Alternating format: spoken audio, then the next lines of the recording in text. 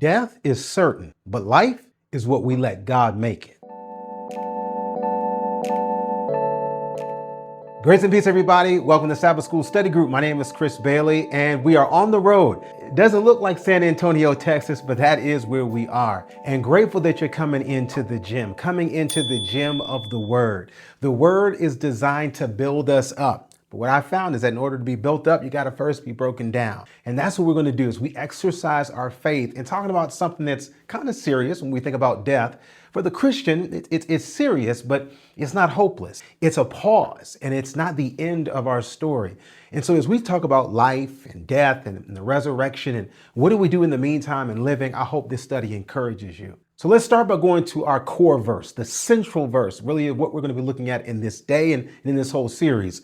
Paul says in Philippians 1, verse 21, "For to me to live is Christ, and to die is gain." Now, we're going to be talking about death a little bit later, in fact, in the next study, but let's talk about life in this verse. A lot of times when this verse is used, it's used in the context of emphasizing one's courage, your devotion, to be willing to give your life and to die for God. But what if we looked at this as a two-sided coin? This is faith, this is power, this is a love for God that's willing to die, but what about a love for God that's willing to live? That's why he says, "For to me, to live is Christ." So the purpose of life then, Paul's passion was to live for Christ. So that's really what life is about. Because in Philippians chapter 1, verse 20, before the verse that we just read, he says, "According to my earnest expectation and my hope, that in nothing I shall be ashamed, but that with all boldness, as always,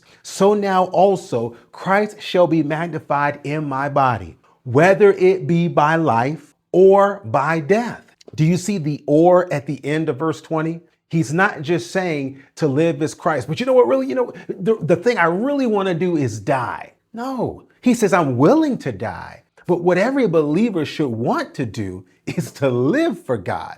That's why whether he died, God's going to be glorified. And we're going to see that later in the study in this series. But God's intention, and if you're listening and watching this study right now, you can have a boldness, like he said, that's the boldness to live out what I'm willing to die for. And that's why I even love the way it's put here in Romans 14. In Romans 14, verse 8, "For whether we live how?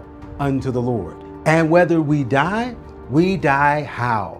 Unto the Lord. Whether we live, therefore, or die, we are the Lord's." Whether we live or die, we are the Lord's. So let's talk about living. If I'm a believer, and if I love God with all my heart because he has loved me with all his heart, so much that he gave up his only begotten son, so that if I believed in him, I will what? Live forever. So live out your faith. Yes, there's merit to saying that I'm willing to die for God. But today, if you're hearing my voice, the question is, are we willing to live for God? Let self die and let Christ be magnified, not just in our death, but more importantly, right now in our life.